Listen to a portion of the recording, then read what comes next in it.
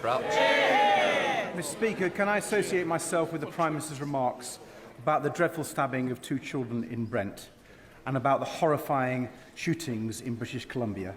Our thoughts and prayers are with the children's parents and the people of Canada, especially those grieving the loss of loved ones. Mr Speaker, to appoint one paedophile supporter cannot be excused as misfortune. To appoint 2 shows a catastrophic lack of judgment.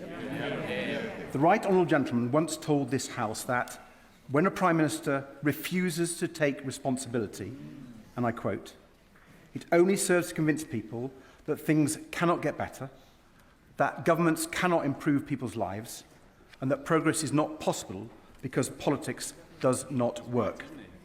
Does he still agree with himself? And does he share my fear that that is exactly what is happening now? Minister. People in this country, millions of people, have been let down for years and years and years. And one of the reasons was austerity, which his party supported. He should take accountability and take responsibility for what he has inflicted on this country. Surrender, Davey.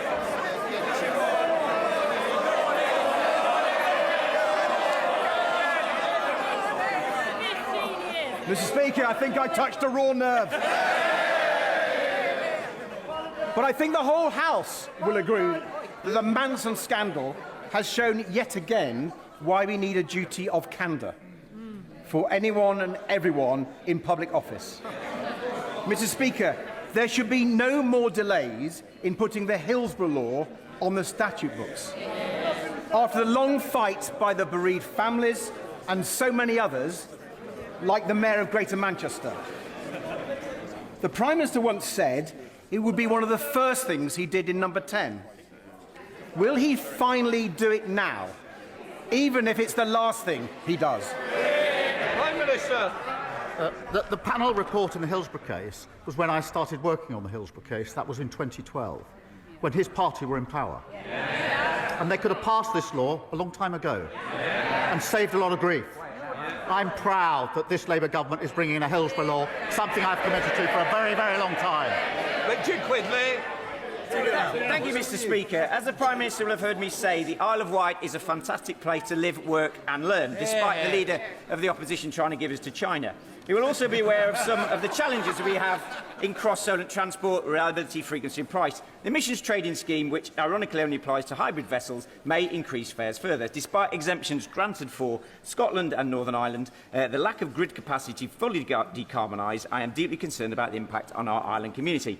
Will the Prime Minister urgently ask DESNZ ministers to review this issue? Minister. Well, thank him for his question. I know how important affordable ferries are for his constituents' everyday lives. The ETS scheme will make journeys cleaner, and we're working with ferry companies on the grid connections in ports that enable greener vessels. I'll make sure that he gets a meeting with the relevant minister. Stephen Flynn. Mr Speaker, if I've just listened to the Prime Minister correctly, he's essentially rolled the same pitch in relation to Matthew Doyle as he did with Peter Mandelson, that they weren't clear with him. He appears to be the most gullible former Director of Public Prosecutions in history. But he has a slight problem, Mr Speaker, because some of us do read the newspapers.